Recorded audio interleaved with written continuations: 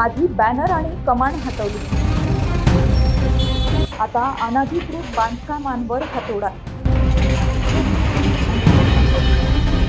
आंदेकर टोळीच्या साम्राज्याला महापालिकेनं लावला बुलडोझर। आयुष कोमकर हत्या प्रकरणानंतर पुणे महापालिका आणि पुणे पोलिसांनी आंदेकर टोळीच्या साम्राज्याला उद्ध्वस्त करण्याचा धडाका लावलाय। दमबाजी आणि दहशतीच्या जोरावर वाढलेल्या आंदेकरांच्या साम्राज्यावर प्रशासनानं हातोड्याचा ठाव घातलाय।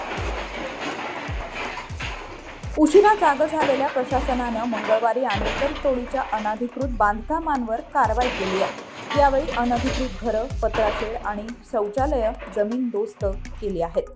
पुण्याच्या मध्यवर्ती भागात आंदेकर टोळीचा कायमच दबदबा होता। राजकीय हितसंबंध आणि नगरसेवक असल्यानं आंदेकर टोळी अनेक अवैध धंद्यांमध्ये सक्रिय असायची। प्रशासनाशी लागेबंधे असल्यानं या टोळीच्या साम्राज्याला कायमच अभय राहिलंय।